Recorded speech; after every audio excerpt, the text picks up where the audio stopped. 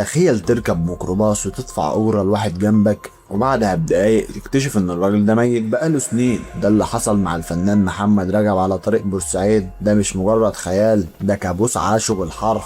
محمد رجب كان مسافر بورسعيد بالليل، ركب ميكروباص ما كانش فيه غير سواق وحاج كبير قدامه وراجل عجوز بيكح كحه مرعب. وقفت الموقف ما لقيتش غير ميكروباص واحد، كان اخر ميكروباص. شاورت له فركبت الميكروباص، لقيت فيه شيخ كبير، راجل كبير كده راكب جنب السواق، وفي حد راكب اخر الميكروباص ورا. فرحت جاي قاعد راكب. المهم الراجل اللي ورايا كان طول الوقت بيكح، واضح كان راجل كبير يعني. وفي نص الطريق والضلمه محاوطه العربيه، الراجل اللي ورا محمد خبط على كتفه وقال له: يا ابني قول للسواق يوقف عند الخص اللي جاي، عايز اشرب شاي. يا ابني قول له يقف عند اول خوص كده، عايز اشرب كوبايه شاي. اول ما ظهر خيال عشه صغيره ونار هاديه، السواق وقف. الراجل نزل ودخل الخص اللي هي العشه. محمد خاف عليه يسيبه لوحده في المكان المقطوع ده، فنزل وراه بسرعه ينادي عليه. وهنا الصدمه، محمد لما نزل لف وشه وما لقاش الراجل ولا حتى العش، لقى ارض فاضيه وسواد ملوش اخر، كأن الارض اتشقت وبلعتهم. قال لي لا سيبك انت مالكش دعوه. قلت له بس الراجل، طب انا هنزل اشوفه. نزلت ابص، لا لقيت خوص ولا لقيت راجل ولا لقيت اي حد.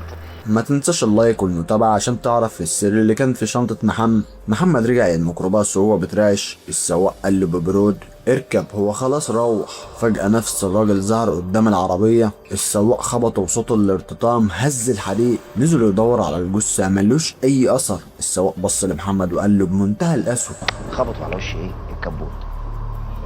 نزلت اجري افتح العربية وبص، ملقاش ولا اي حاجة. اركب يا استاذ، مفيش حد هنا. بعد شهر محمد فتح شنطة سفره، لقى شريط كاسيت شغال لوحده رغم ان بطارياته ميت. الصوت كان ممطوط ومرعب، صوت من العالم الاخر بيقول جملة واحدة: شكرا انقذتني.